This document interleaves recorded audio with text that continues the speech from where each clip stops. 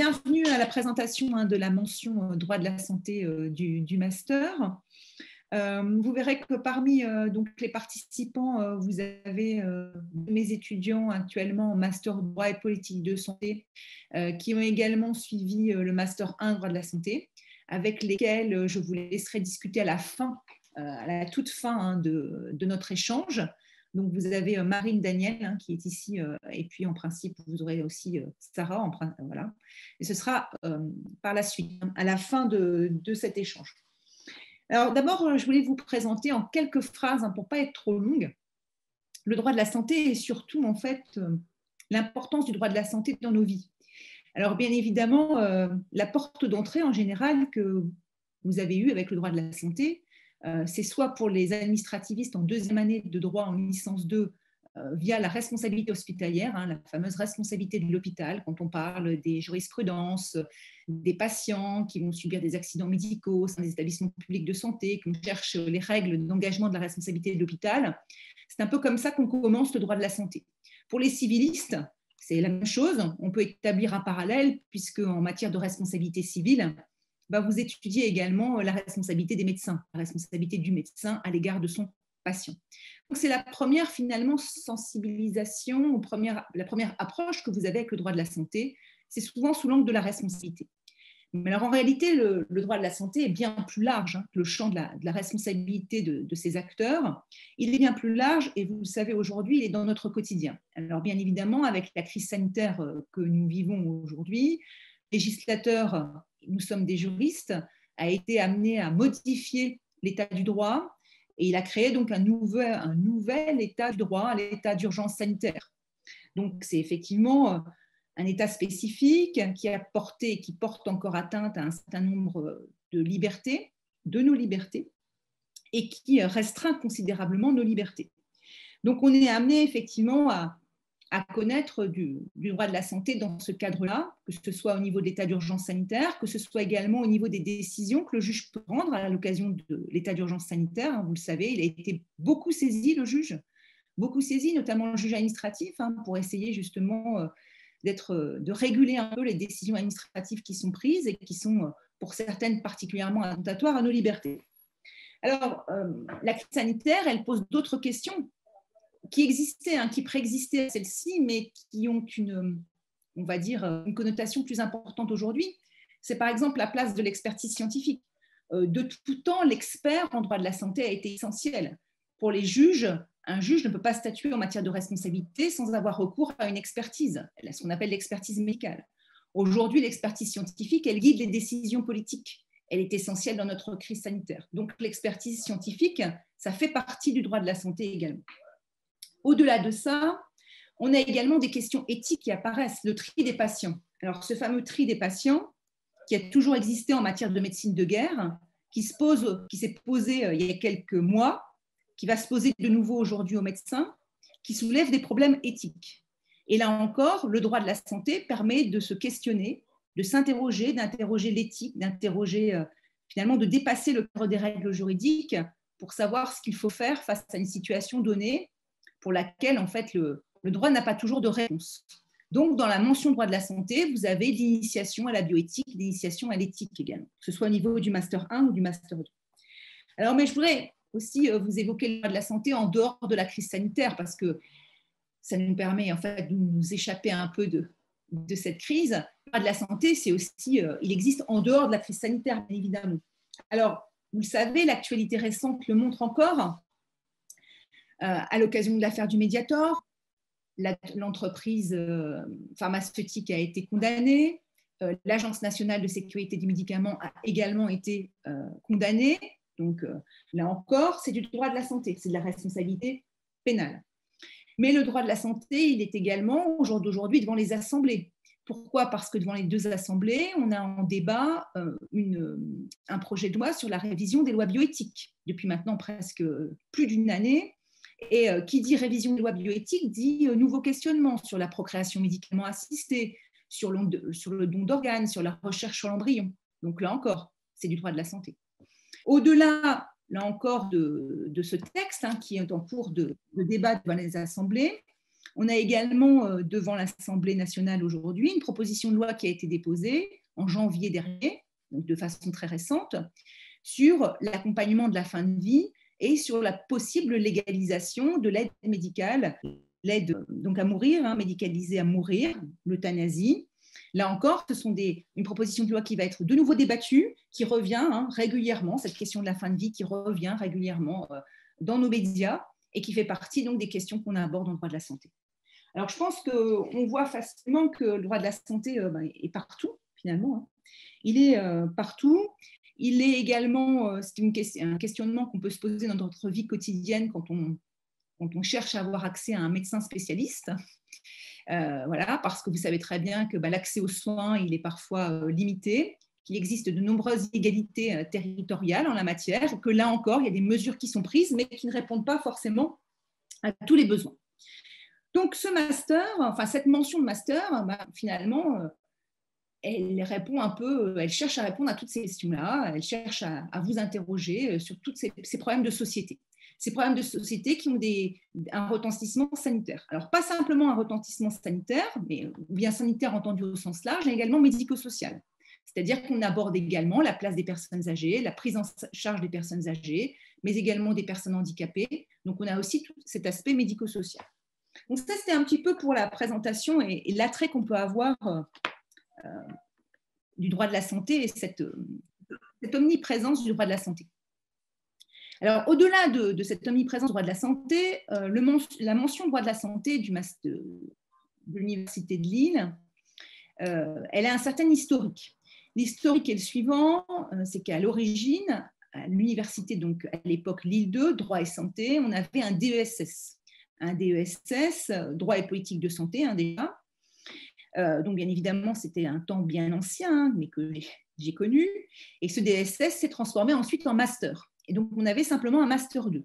Et depuis maintenant 4 ans, on a une mention droit de la santé, donc avec un master 1 droit de la santé, et 2 parcours de master 2, donc soit le parcours droit et politique de santé, soit le parcours santé au travail.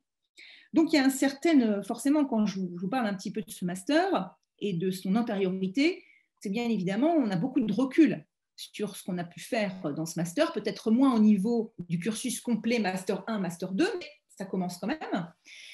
Et donc, on a beaucoup d'anciens étudiants qui sont aujourd'hui insérés dans la vie professionnelle et beaucoup d'anciens de mes étudiants enseignent aussi, que ce soit en master 1 ou que ce soit en master 2. Ils sont devenus des professionnels et bien évidemment, on utilise leurs compétences, leur expertise professionnelle à l'appui effectivement de notre master. Parce que effectivement, ce master, il a quand même une vocation première qui est une vocation professionnalisante. Ce n'est pas un master recherche par nature, c'est un master professionnalisant.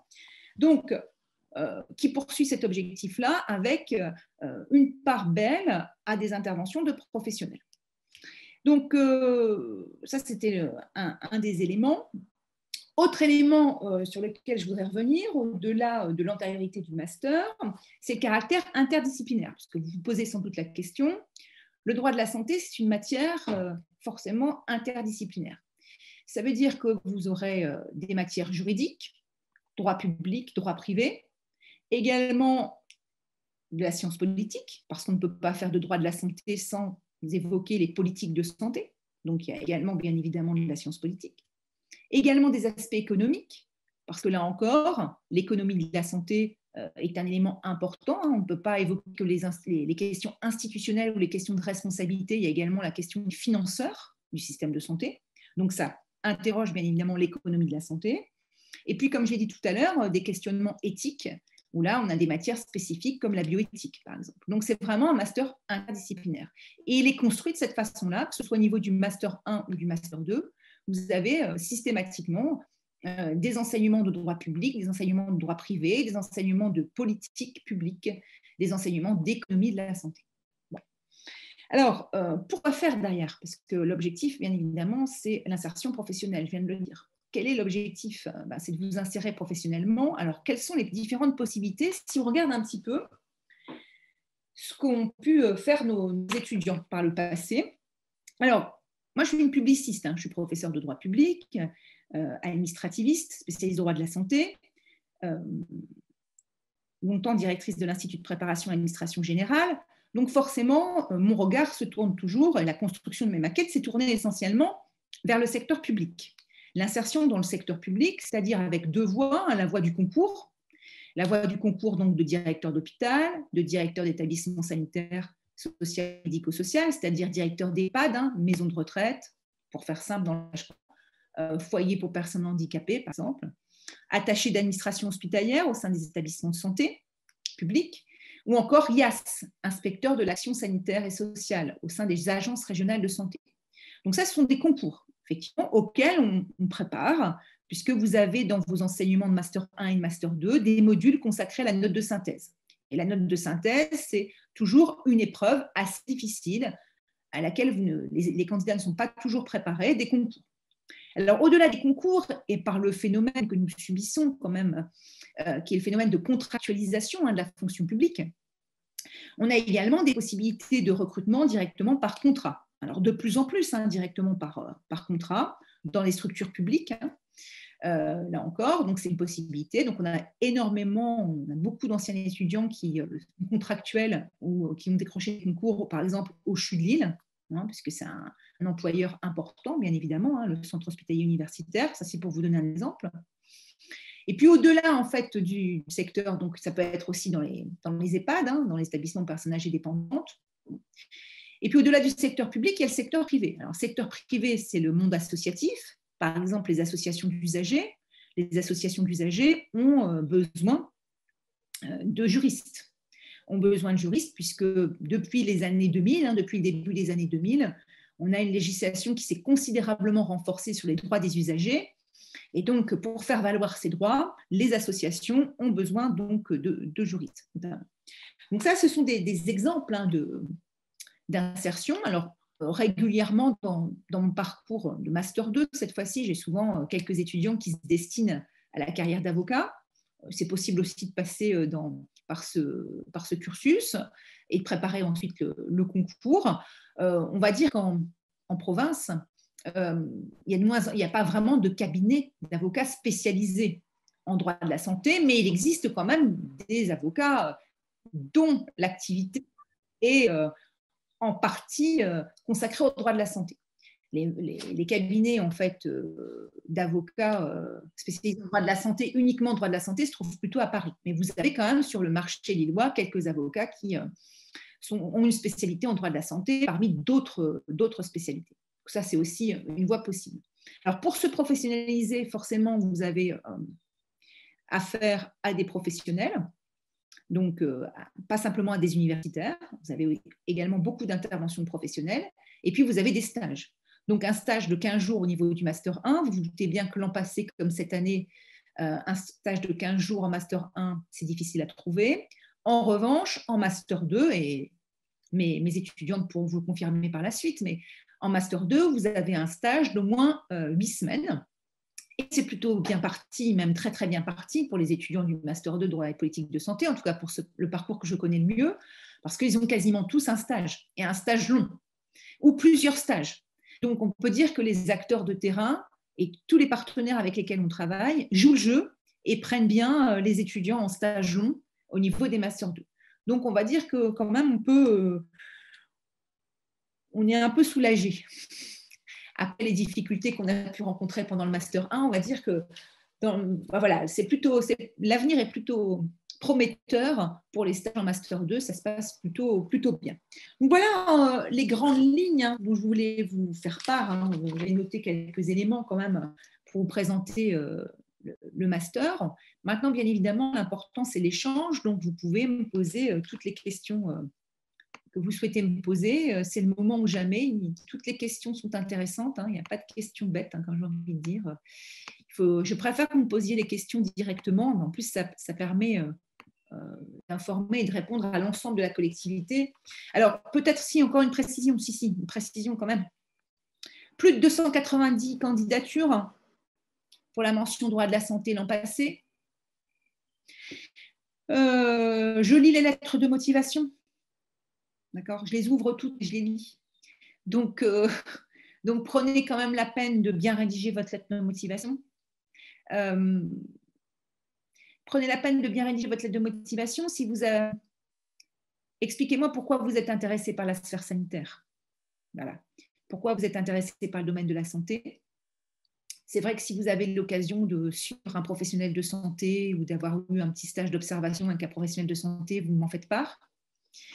Moi, ce que je veux, c'est vraiment des candidats qui ont bien conscience du pourquoi ils sont là, quoi, du pourquoi ils candidatent dans la mention droit de la santé du master de l'Université de Lille, quoi. Pourquoi? Parce que ben voilà, il y a beaucoup de candidatures, parce que les étudiants qui arrivent en Master 2 sont très, très motivés. Ils ont tous une idée de ce qu'ils veulent faire ensuite. Que parfois en Master 1, ils se cherchent encore et que cette année, je veux vraiment avoir déjà des gens en Master 1 qui savent où ils vont, quoi. Donc, on ne vient pas pour voir. On vient quand même avec une idée quand même précise de ce qu'on veut faire. C'est important parce que notre investissement est important, mais il faut qu'en face, il y ait un investissement aussi important, quoi. Voilà. La période n'est pas toujours facile. On est là pour continuer à vous motiver. On est là pour vous accompagner, pour que vous puissiez réussir au mieux votre parcours universitaire, mais aussi votre passage dans la vie active. Donc, bah, c'est donnant-donnant, quoi. Nous, on est investis et en retour, on a des étudiants qui sont vraiment investis et qui savent pourquoi ils sont là. Voilà. Ça, c'est un peu l'importance que je vais accorder aux candidatures. Voilà. Donc, je vous laisse maintenant la parole. Alors, on sait que la première question est toujours la question la plus difficile, hein, voilà. Mais n'hésitez pas à prendre la parole. Alors. Bonjour. Bonjour.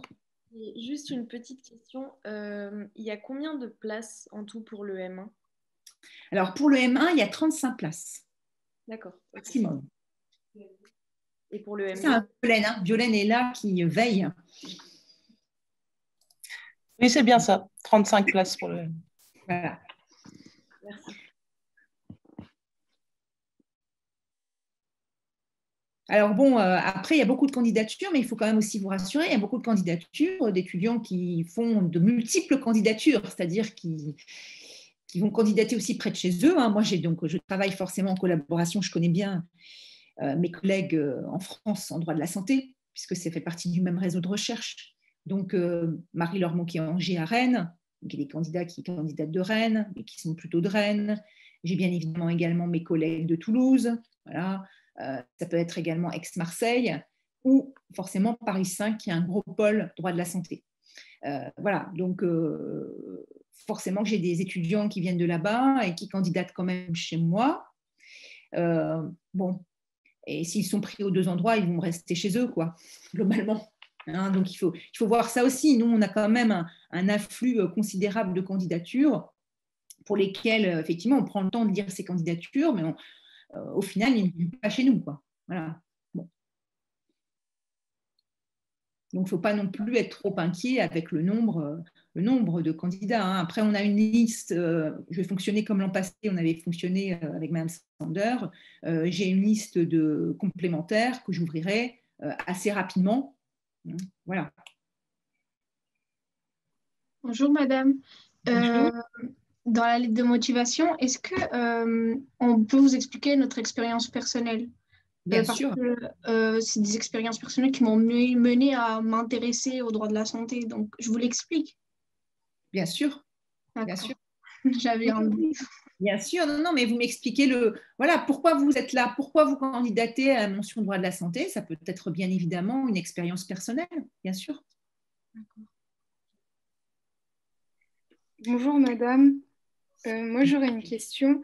En fait, c'est une question par rapport aussi à la lettre de motivation. En fait, pour le Master 1, j'ai vu que la responsable de la mention, c'était Madame Quinton, mais du coup, la lettre de motivation l'adresse plutôt à vous ou à Madame Quinton? Vous l'adressez aux deux, mais c'est moi qui vais faire les sélections cette année. Donc, mais oui, l'an passé, c'était la même chose. C'est toujours Mme Fantoni, hein. C'est Mme Fantoni qui effectivement est responsable de la mention, mais ce n'est pas grave, même si vous l'adressez à Mme Fantoni, je la lirai quand même, hein. D'accord, merci. Non, mais bon, mais c'est vrai que c'est important. Vous voyez, bon, là, vous êtes là sur une réunion d'information. C'est vrai que les candidats extérieurs, lorsqu'ils ont pris la peine de chercher qui étaient les responsables de mention ou les responsables parcours 2 ensuite de la deuxième année de master, c'est vrai qu'on apprécie, quoi. Parce que quand on s'est appelé monsieur, alors qu'il y a des femmes qui sont responsables des parcours et de la mention, c'est subjectif, hein. C'est pas pour autant que je ne prendrais pas le candidat, hein. Mais pour autant, c'est vrai que c'est quand même mieux quand c'est personnalisé, même pour nous. Oui, si je peux me permettre, au-delà du master droit de la santé, je vous invite en effet à systématiquement rechercher qui est le responsable de la formation et à adresser sa lettre de motivation à son nom. Comme vient de le dire Madame Saison, c'est toujours important. Ça montre aussi que vous êtes renseigné sur la formation, que ce n'est pas votre lettre de motivation type pour tous les masters droit Tartampion de France et que vous adaptez votre courrier en fonction de où vous postulez. Alors, là, j'ai une question. Merci, Violaine. Tout à fait. Hein. Voilà, c'est vraiment un très, très bon conseil. C'est très important parce que à un moment donné, vous comprenez bien qu'on est quand même, c'est vrai que submergé par les candidatures. Alors, je ne sais pas cette année, mais l'année dernière, moi, je me suis sentie quand même. Je ne m'attendais pas à ça parce que globalement, en Master 2, donc lorsque la mention droit de la santé, au départ, avec la mention droit de la santé, on était à une centaine de candidatures, je pense, hein, Violaine. Je ne pense pas me tromper. On était qu'à une centaine de candidatures. Et l'an passé, quand j'ai vu plus de 280. Voilà. Donc, c'est vrai que c'est des petits éléments qui sont importants, quoi. Le fait que pourquoi Lille. Et dans le pourquoi Lille, par exemple, nous, on a un master vraiment interdisciplinaire. Donc, je vois bien que j'ai des étudiants que j'ai pris en master 1 et qui sont maintenant dans mon parcours donc de droit et politique de santé, qui sont venus à Lille parce que, par exemple, à Lyon, le master n'était pas interdisciplinaire. Alors, je rebondis justement sur la question qu'il y a dans le chat. Y a-t-il une grande différence entre le master droit de la santé et le master responsabilité médicale? Alors, droit de la responsabilité médicale. Donc, il n'y a pas de master droit de la responsabilité médicale à l'Université de Lille, mais il y a un master santé qui est beaucoup plus droit de la responsabilité à la Cato. Alors, je ne sais pas si vous faites référence à ce master-là, puisque ce master, effectivement, existe à la Cato. Il forme quand même beaucoup plus à la profession d'avocat, d'une part, et beaucoup plus aux questions de responsabilité, donc beaucoup plus vers le secteur privé, beaucoup moins secteur concours. Et forcément, il a une connotation beaucoup moins interdisciplinaire. Alors, êtes-vous attentif aux matières choisies en L3 à l'Université de Lille pour candidater en M1? Oui, je regarde les matières. Maintenant, comme c'est pluridisciplinaire, je regarde aussi vos résultats. Donc, je regarde par exemple vos résultats en liberté fondamentale. Hein, parce qu'en liberté fondamentale, vous avez aussi, pour certains, traité des questions de droit de la santé. Vous avez vu forcément le refus de soins. Vous avez vu la question du refus de soins. Vous avez vu la question de la fin de vie. Donc, ce sont aussi d'autres éléments qui arrivent après la L2, qui arrivent en L3 en matière de liberté fondamentale. Et puis, vous avez vu l'état d'urgence sanitaire, je suppose, cette année, dans le détail. Donc, voilà, forcément, ce sont des éléments que je vais regarder. Je regarde quand même les résultats. Après, je ne me base pas que sur les résultats parce que, antérieurement, c'était quand même mon cas parce que je suis très exigeante envers moi-même. Donc, forcément, je suis très exigeante envers les autres. Et donc, je suis très exigeante à l'égard de mes étudiants. C'est sans doute un défaut, mais moi, je pense que c'est une qualité. Et pendant longtemps, c'est vrai que j'ai regardé beaucoup les résultats des étudiants. C'est-à-dire que pour moi, effectivement, la mention, ça, c'était important. Et c'est vrai que c'est important parce que c'est des étudiants qui vont au bout des choses, qui travaillent pour réussir, qui veulent des mentions pour pouvoir choisir leur parcours de master, voilà, qui sont très déterminés. Donc, c'est vrai que c'est un élément très important. Et puis, avec le temps, je me suis aperçue que parfois, je prenais des étudiants qui avaient finalement un niveau universitaire, donc un niveau académique un peu moins bon. Et puis, une fois qu'ils se retrouvaient au milieu du droit de la santé, devenaient très, très bons. Ça leur plaisait tellement qu'en fait, ils trouvaient leur voie. Et en trouvant leur voie, leurs résultats augmentaient considérablement. Donc, c'est pour ça que j'ai une double approche, une approche quand même qui reste assez exigeante sur les critères académiques. Et puis, j'ai l'approche aussi qui me dit, oui, mais bon, voilà, il n'y a pas que ça, on peut très bien être un très bon professionnel, devenir un très bon professionnel, bien préparer un concours si on veut vraiment l'avoir, vraiment s'impliquer. Donc, je donne la chance aussi aux étudiants qui n'ont pas forcément des notes extraordinaires, ou qui n'ont pas eu des notes extraordinaires en licence. Voilà. Ça, mais par contre, c'est une chance que je donne. Et donc, je veux qu'elle soit saisie. Ça veut dire qu'en Master 1, il faut vraiment s'impliquer énormément et se dire, bah voilà, je suis prise en Master 1, droit de la santé. Ça veut dire qu'automatiquement, j'ai les portes ouvertes d'un parcours de Master 2. Mais pour autant, ça ne veut pas dire que j'aurai forcément Master 1, quoi. On note quand même, voilà, on a des exigences, et puis je veux une implication vraiment importante, complète. Voilà, je veux vraiment que vous puissiez me montrer que c'est un choix purement réfléchi. Vous n'êtes pas là par hasard. Alors, est-ce que le fait d'avoir pris un parcours de droit privé va nous pénaliser par rapport à ceux qui ont pris un parcours de droit public? alors, pas du tout. Pas du tout, pas du tout. Forcément, je suppose que votre choix après d'insertion professionnelle, ce n'est pas forcément les concours. Non, pas spécialement, non. Voilà. Donc, il faut forcément, si vous avez plutôt fait un parcours de droit privé, mais ça ne va pas vous pénaliser. Les matières sont... Il y a du droit privé en droit de la santé, il y a du droit privé en droit de la bioéthique, puisqu'on parle, par exemple, de la protection de l'embryon. Donc, voilà, c'est du droit privé aussi, tout ça. Voilà, donc forcément, ça interroge aussi des règles de droit privé, donc vous ne serez pas du tout pénalisé. Alors, pour faire une petite présentation rapidement, en M1, vous avez donc un cours de droit de la santé. Forcément, hein, c'est le socle, donc très, très pluridisciplinaire. Vous avez un cours de droit de la protection sociale. Vous avez donc de l'initiation à la bioéthique, au droit de la bioéthique. Vous avez de l'initiation d'une nouvelle maquette à la santé publique. Vous allez avoir également un cours de responsabilité pénale, hein, des professionnels de santé. Donc, vous voyez, là encore, hein, donc les privatistes, vous aurez également des matières spécifiques. Vous avez un cours de responsabilité. Alors, après, il y a des options au second semestre. Hein, plutôt, donc, les options qui ouvrent au parcours droit et politique de santé et les options qui ouvrent au parcours santé au travail. Donc, pour l'option droit et politique de santé, par exemple, vous allez avoir du droit hospitalier, vous allez avoir de la responsabilité hospitalière, du droit des établissements sociaux et médico-sociaux. Donc, ça, c'est le Master 1.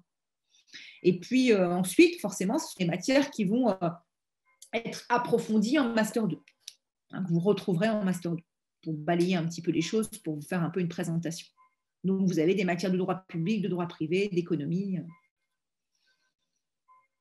Alors, est-ce qu'il y a d'autres questions? Alors là, il y a Sarah qui arrive également, qui est la deuxième représentante, hein, du parcours droit et politique de santé avec Marine. Voilà. Mais elle répondra ensuite à vos questions. Mais je pense que je partirai lorsque vous leur poserez des questions. Je pense que ce sera pour que vous puissiez être libre de poser les questions que vous souhaitez sans ma présence aux étudiantes. Alors, avant que je vous laisse avec les étudiantes, est-ce que... N'hésitez pas, hein, n'hésitez pas. Bonjour. Je sais pas Bonjour. si vous m'entendez. Oui, je vous entends bien. Très bien. Alors, je voudrais savoir si, quand on postule dans un M1 d'une université précise, est-ce qu'on doit s'imaginer postuler dans un M2 de la même université ou les changements entre universités entre M1 et M2 sont assez fréquents? Alors, il faut quand même se projeter. Il est possible, et là encore, Violaine me confirmera, mais moi, par exemple, cette année-là, pour l'année qui va venir en parcours, donc droit et politique de santé de M2, je vais forcément garder les étudiants que j'ai en M1 qui vont faire le choix de mon parcours, d'accord, que j'ai sélectionné en M1, mais j'ouvre aussi à des candidatures extérieures. Donc, si moi je le fais, je pense que ça se fait également ailleurs. Ça veut dire que ça répond à votre question, parce que ça veut dire que vous pouvez avoir un M1 de droit de la santé de l'Université de Lille et postuler à un parcours donc, de Master 2 dans une autre université. Violaine, ça dépend des universités, je suppose. Non, oui, enfin, je vais avoir un propos un peu plus nuancé. Donc oui, c'est possible toujours de demander des intégrations directement dans un M2 qui soit différent, alors soit dans le même établissement mais dans une autre mention, soit dans un autre établissement. Après, là, on va un peu manquer de recul parce que la mise en place de la sélection dans tous les masters droit est récente. Mais ce qui se passe globalement, c'est que du coup, l'effectif de M1, donc comme Joanne Saison vient de le dire, ceux qui cette année valident leur M1 droit de la santé sont automatiquement admis dans le M2 droit de la santé de la faculté. Donc, Madame Saison va peut-être vouloir prendre en effet des candidatures intéressantes de l'extérieur qui postulent directement en M2 ou d'un autre Master 1, mais en même temps, elle va vite être limitée parce que si elle ne veut pas se retrouver avec une promo de 50 étudiants en Master 2, elle ne va pas pouvoir.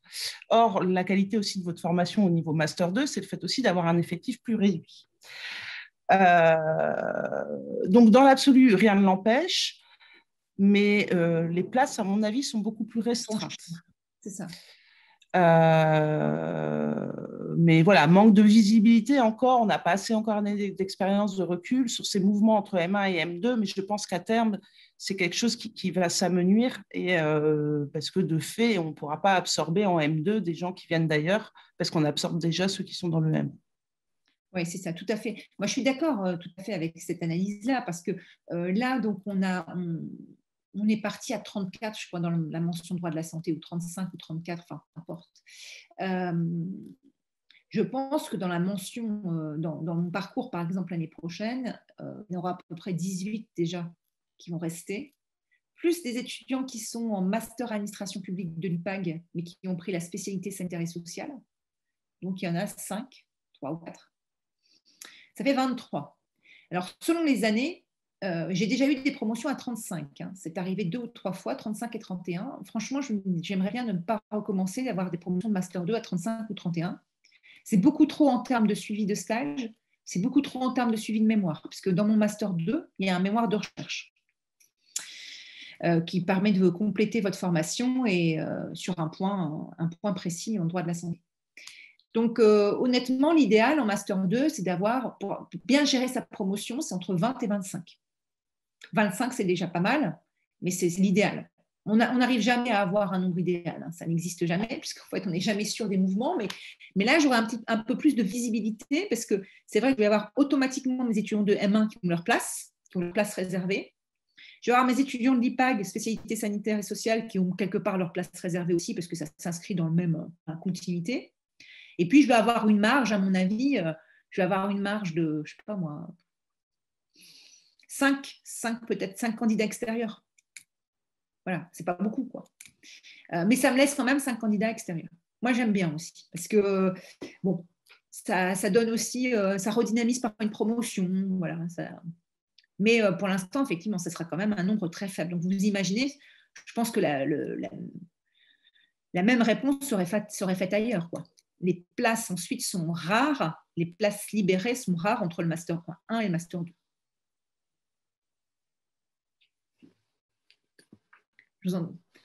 J'avais une dernière question, madame.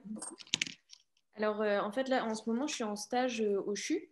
Et en fait, il y a la plupart, on va dire, des chargés des affaires juridiques qui me conseillent pour mes masters de faire plutôt un M1, par exemple un M1 de droit public, et venir dans votre master en M2 pour éviter d'être bloqué en fait à la sortie de mon M2. Sauf que je ne sais pas du tout quoi en penser parce que moi je préférais faire du coup tout d'un coup droit de la santé. Voilà. Donc je ne sais pas trop quoi en penser. Oui, alors en plus, alors quoi en penser? C'est vrai que peut-être que j'aurai cette année, hein, d'ailleurs c'est possible aussi, que j'aurai des étudiants de master droit public qui vont candidater à la mention droit et politique de santé du M2. Quand vous suivez le master droit public, vous allez forcément pouvoir prendre l'option droit de la santé, que j'assure au premier semestre, le cours droit de la santé. D'accord. Mais dans mes souvenirs, c'est le seul cours, finalement, de droit de la santé que vous ferez en master 1, droit public. Après, ce sera d'autres matières de droit public. D'accord.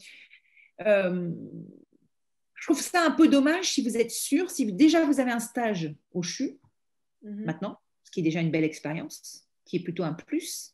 Si vous me dites, moi demain, je veux passer les concours pour intégrer un établissement public de santé, j'ai envie de vous dire, non, faites le M1 droit de la santé. D'accord, ok.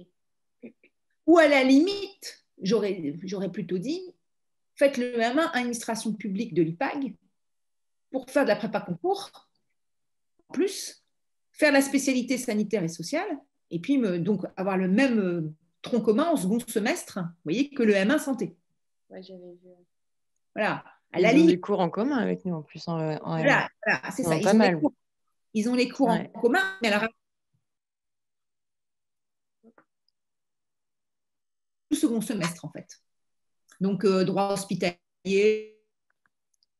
Par contre, les M1 INPAG, parce qu'on n'a pas pu le mettre en place, parce qu'on n'a pas pu le mettre en place, n'a pas, par exemple, le cours de droit de la santé.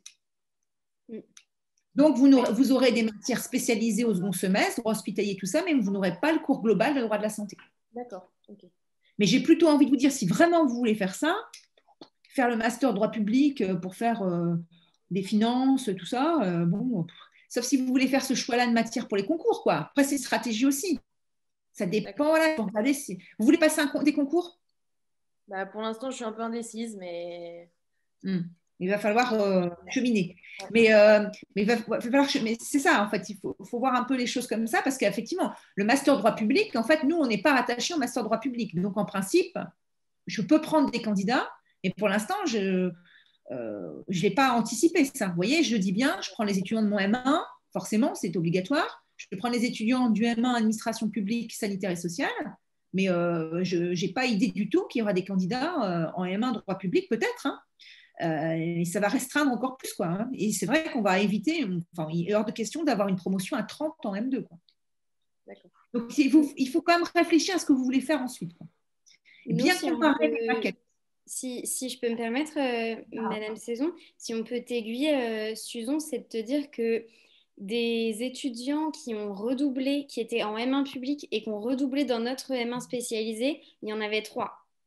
Il y en avait 2 qui venaient d'un M1 public et une qui venait d'un M1 droit privé. Et en fait, dans ces filières-là, elles ne se sont pas du tout retrouvées. C'était trop général, trop vaste. Et elles se sont dit, non mais moi, mon projet, c'est d'intégrer un établissement de santé ou du moins de travailler autour de la santé. Et ça, quelque part, c'est dans notre M1 que tu vas le trouver.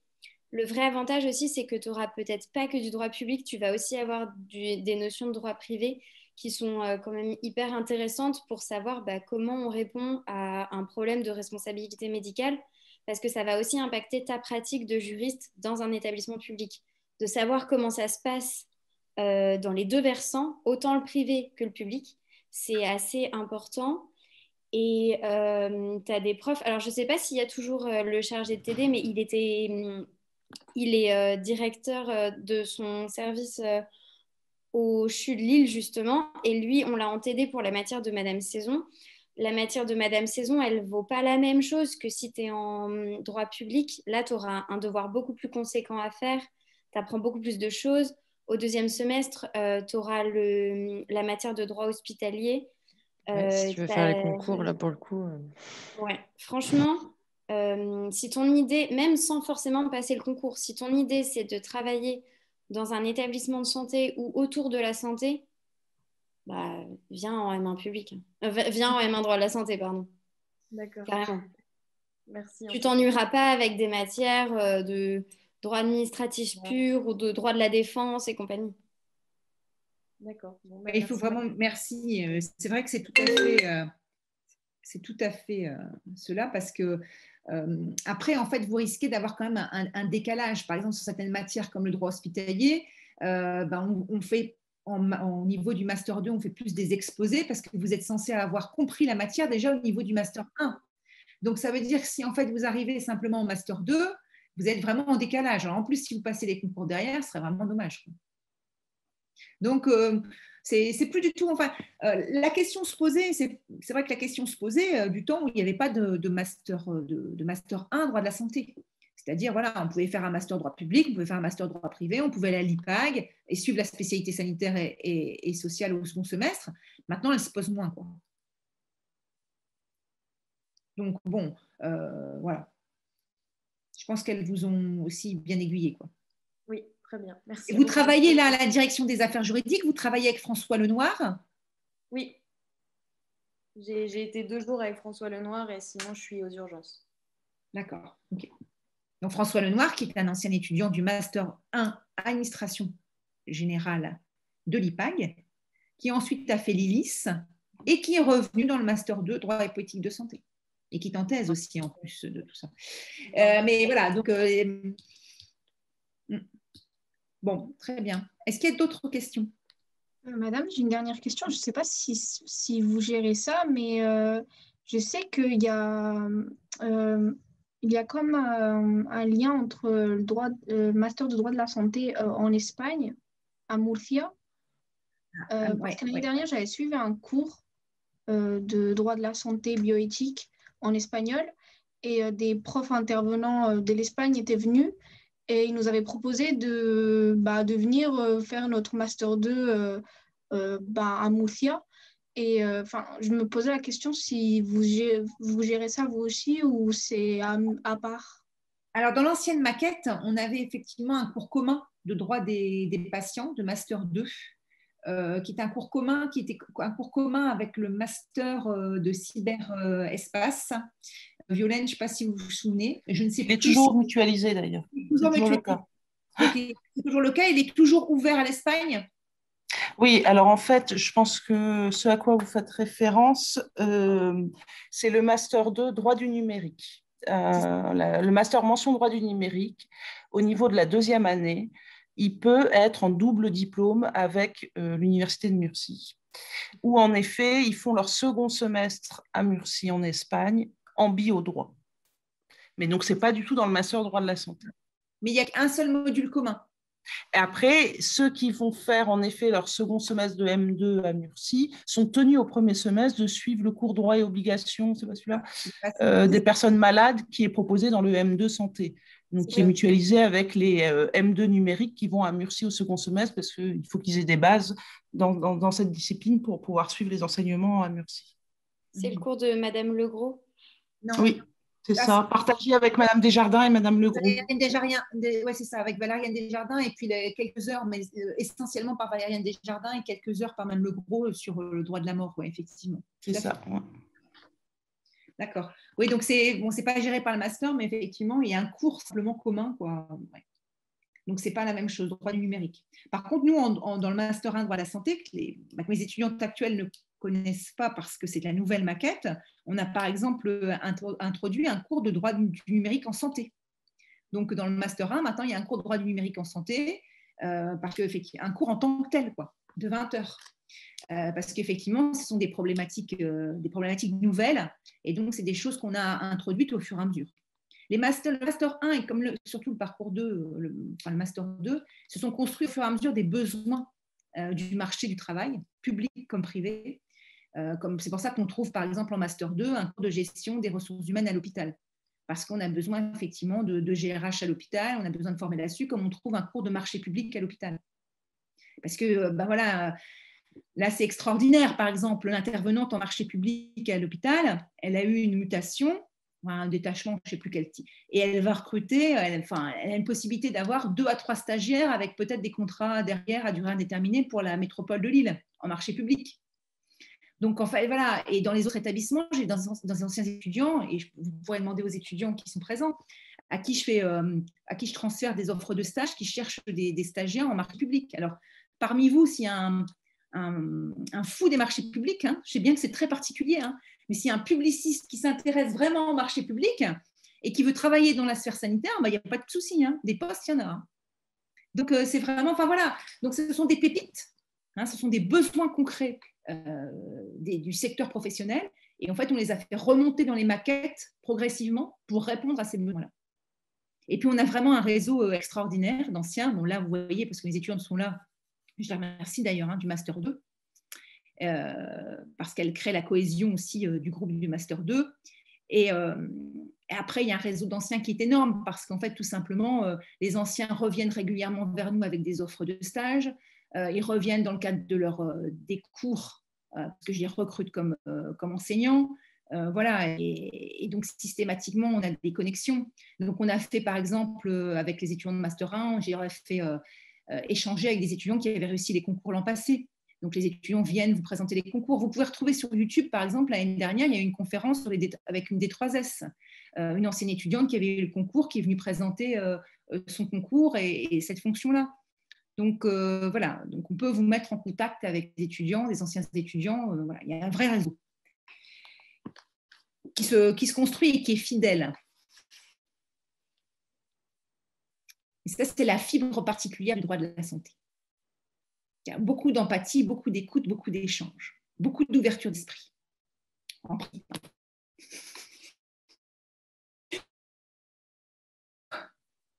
Est-ce que vous avez d'autres questions? Moi, madame, j'aurais une dernière question. Désolée de vous embêter. Non, je vous en prie. Non, je vous en prie. Alors, en fait, moi, j'aimerais bien j'envisage d'être directrice d'un établissement social, plus que médico-social. Mais en même temps, votre master a l'air de vraiment bien, surtout le master 2, de bien former justement au concours qui permet d'être fonctionnaire, directeur d'un établissement social. Et du coup, je me demandais quand même si je veux pas à 100% travailler dans le monde de la santé forcément, est-ce que, même si je l'écris dans ma lettre de motivation, est-ce que c'est rédhibitoire ou pas du tout? Alors, pas du tout. Non, je prendrai en compte.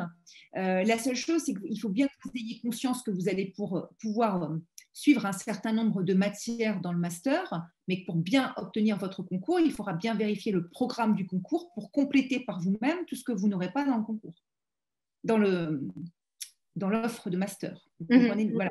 Parce que ça aussi, et c'est toujours le cas, quand on prépare un concours, nous, on offre beaucoup de choses au niveau du Master 1 et au niveau du Master 2, beaucoup de modules d'apprentissage, mais on n'est pas à 100% de tout le programme, de tous les concours. On est bien d'accord? Oui. Donc, il faut forcément, vous avez cette démarche à faire, de se dire, moi, c'est forcément un concours, je sors le concours qui m'intéresse, je sors le programme, les différentes matières, je réfléchis aux matières que je vais choisir, je regarde les différents masters et je regarde ce qui correspond un peu et je compléterai par moi-même. Voilà, c'est ce qu'il faut se dire aussi. Il y aura forcément une implication supplémentaire parce que le concours que vous passez ne sera pas totalement préparé. Oui, d'accord. Merci beaucoup. Et après, vous aurez de la note de synthèse au premier semestre du M1, de la note de synthèse au second semestre du M1 et de la note de synthèse aussi en M2. Voilà, par exemple. Voilà.